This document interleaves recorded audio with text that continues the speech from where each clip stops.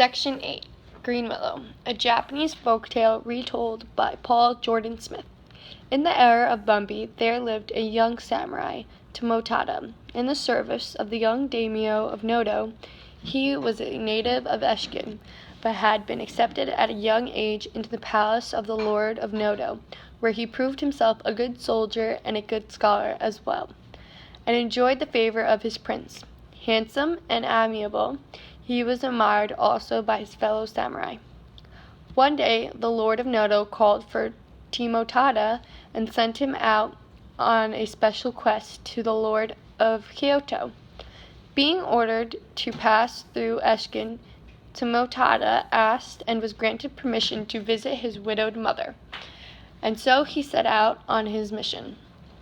Winter had already come. The countryside was covered with snow, and though his horse was among the most powerful in the Lord of Noto's stable, the young man was forced to proceed slowly. On the second day of his journey, he found himself in the mountain districts where settlements were few and far between. His anxiety was increased by the onslaught of a heavy snowstorm, and his horse was showing signs of extreme fatigue. In the very moment of his despair, however, Tomotada caught sight of a cottage among the willows on a nearby hill. Reaching the dwelling, he knocked loudly on the storm doors, which had been closed against the wind. Presently the doors opened, and an old woman appeared who cried out with compassion at the sight of the noble Tomotada. "Ah, how pitiful! Traveling in such weather and alone?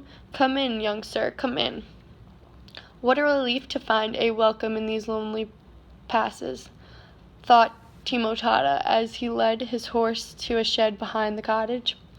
After seeing that his horse was well sheltered and fed, Tomotada entered the cottage, where he beheld the old woman and her husband and a young girl as well, warming themselves by a fire of bamboo splints. The old couple respectively requested that he be seated, and proceeded to warm some rice wine and prepare food for the warrior.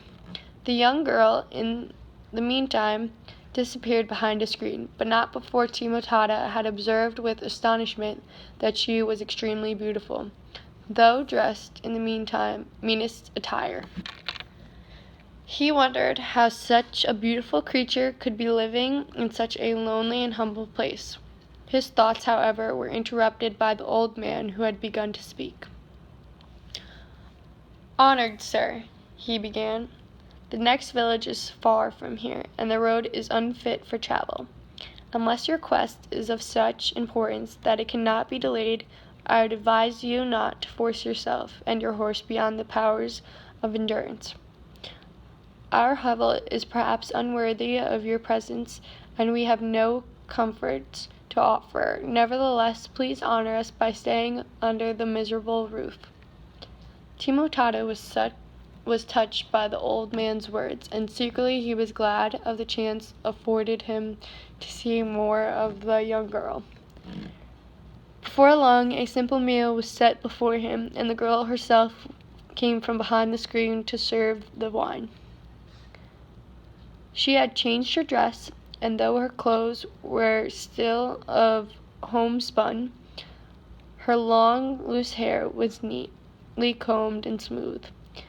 As she bent to fill his cup, Tomotada was amazed to see that she was even more beautiful than he had first thought. She was the most beautiful creature he had ever seen. She moved with a grace that captivated him, and he could not take his eyes off of her. The old man spoke apologetically, saying, "Please forgive the clumsy service of our daughter, Green Willow.